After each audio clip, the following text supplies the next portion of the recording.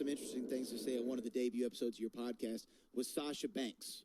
Sasha Banks was out there, and you said she would have been fine if they didn't hand her a microphone and the bell didn't ring. Correct. I said that about that performance. That particular performance. Right. What do you think of Sasha Banks? What's your honest opinion? Is she what she's hyped up to be by many wrestling fans? I don't think she's what she's hyped up to be. I think she has the potential to get there. And I think that probably a little bit she was working to that hype and living off that hype and just banking off that hype instead of, as I said, then the damn bell has to ring. And there's a lot of people that fit that same description. But I think Sasha has the tools. She's still got a ways to go. She's got to get comfortable in the ring. She's got to get in there and be more at ease in her skin and feel comfortable when she's speaking, feel comfortable when she's wrestling. She cut a promo last week or the week before, I forget which one, I think it was the week before, where it was night and day from when I made that my first comment. Oh, my God, give her a microphone, turn the channel. Tell us how you really feel. Well, I'm sorry. It was horrible. It was just horrible. And, and then the match was... But was it Titus O'Neil horrible, or was it Kalisto horrible? Because you have those variations there. Oh, well, hey now. Yeah. Hey now. What's wrong with Titus or Kalisto? I like them both. Come on. Did you see Titus's promo on Raw a few weeks ago? I don't remember it now. I do not recall. Since I don't talk about Raw and Smackdown. Let me ask you this. So, Sasha, though, has, I like Sasha Banks, but she has been out quite a few times with some sort of injury. Prone. She's injury prone. Okay, that's a word that's thrown out about her. It's hard to invest in someone that's injury prone. That was going to be my question. When y'all saw somebody that you wanted to put the rocket boosters on, or you wanted to push, but then they were... All right, I'm going to pause it right there. If you guys... I'm going to try to stay objective, but anybody that knows me, no matter if you guys are watching me for the first time or the 100th time, anybody that knows me knows I'm a huge Sasha Banks fan, huge Sasha Banks supporter. I say it in almost every video, every Raw, Smackdown, pay-per-view review.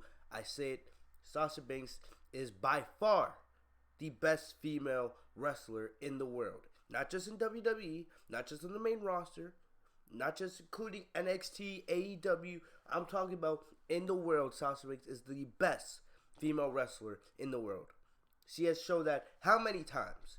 Coming out of WrestleMania when Becky Lynch was Becky Two Belts and she was feuding with Lacey Evans and Natalya and all that garbage. The women's division was at its lowest point. Sasha came back and she gave you, in the couple months she feuded with Becky, even though she didn't win, she gave you 2 of at least the top 5 women's matches. Probably 3 of the best women's matches all year. Her against Ronda Rousey at the Royal Rumble, her against Becky Lynch at Clash of Champions, and the best, arguably the best match of the year.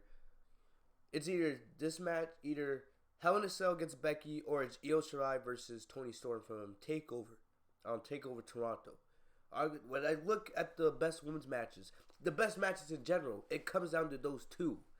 And then you can put like Adam Cole and Johnny Gargano from NXT TakeOver New York. But you guys get the point. The reason why I played that clip to begin this video is because Bruce Prichard was announced yesterday, or depending when you guys are watching this video, he was announced to be the new executive of SmackDown on Fox. So basically, in short, after Vince McMahon and, Kevin Dunn's bitch ass, alright, after really those 2 main names, Bruce Prichard is basically the head, the main figure of WWE Creative on SmackDown. And Bruce Prichard has a history of absolutely burying Sasha Banks. In that clip that I showed you was way back from 2016. If you guys remember, that was right after the WWE draft, the initial brand split, when Sasha got drafted to Raw. And that's when we thought Sasha was going to be one of the faces of Monday Night Raw, one of the faces of the entire company. But the company kept flipping the title back and forth between her and Charlotte. Bruce Prichard has had a history of sucking the dick of Charlotte. Very, very hard. He's a huge fan of Charlotte. Even though Charlotte compared to Sasha, it's nowhere close. Anybody with a wrestling brain would know that Sasha Banks is way better than Charlotte. Just look at Charlotte's moonsault. It's absolute garbage. Alright? And I've been ranting about this all week. Charlotte and her 10 title reigns. Garbage. Not one of those title reigns are iconic or memorable. All those title reigns, they gave it her and she lost the title a couple weeks later. Sounds similar to Sasha, but the thing about it is WWE keeps putting the title on Charlotte because they had to fulfill their agenda. And one thing about Bruce is he worked specifically with WWE Creative back in the day during the Attitude Era, back with The Rock, Stone Cold, Chris Jericho, back in those days. And, you know, Bruce said a couple things. He said Sasha's not good in the ring. And yes, some people are, there's going to be that one stupid prick in the comment section that says, oh, Fitz, this is from 2016. You know, what about now? The guy is the guy. I'm telling you, his thoughts haven't changed. His thoughts haven't changed at all. He does this weekly podcast. I don't know what it's called, and I don't care for what it's called. All right, but the guy's garbage. He is a yes man to Vince McMahon. When you think about yes men, you think of him and Kevin Dunn together. They probably take turns sucking Vince off each and every show. Mondays, Kevin Dunn is doing it on Raw. On Fridays, Bruce is doing it on Smackdown. He is a yes man, and he's also a racist. All right. If you guys see here, I had this tweet from all the way back in 2016. All right. Remember, he was absolutely burying Sasha Banks during this time. All right, burying. This man, David O'Neill, said, I like the show, but disappointed. He basically said in his podcast he would fire names like Sasha Banks, Finn Balor, and Sami Zayn. 3 of the most talented people in the company. One thing I'll say is I'm glad Finn Balor went to NXT. Because people like this freaking smuck, alright, don't deserve to be in charge of people like Finn Balor. Alright, and Sami Zayn doesn't even wrestle anymore, really. He's been too busy being Shinsuke's manager. Alright? But this is what David O'Neill says. I like the show, but disappointed you fire Sasha Banks, Sami, and Finn. Glad you're not involved in creative anymore. And Bruce says, no, I wouldn't fire them. I would protect them. So firing them would protect them. No. You fire Sasha Banks. She's going to go to AEW, and she's going to be the biggest star of that company. Alongside Chris Jericho, Cody Rhodes, the Bucks, Kenny Omega, etc. Fire Sasha Banks. Alright? Fire her because she'll go right to AEW. And they'll treat her the way she deserves. As the number one priority. Alright? Please. David O'Neill, if you watch, because I'm not going to spend my time watching his podcast. David says, protecting Sasha with your obvious favoritism for Shawn accomplishes nothing. Are you aware there's racial concerns over your treatment of... Because he's been doing this for years now. Burying Sasha Banks. His obvious favoritism of superstars like Alexa Bliss, like Charlotte. When we tell you, when I sit here and I rant each and every week about WWE's blonde agenda, it's not for me to bitch and complain. It's because it's actual truth. It's actual truth. WWE pushing superstars that don't deserve to be in the position they are.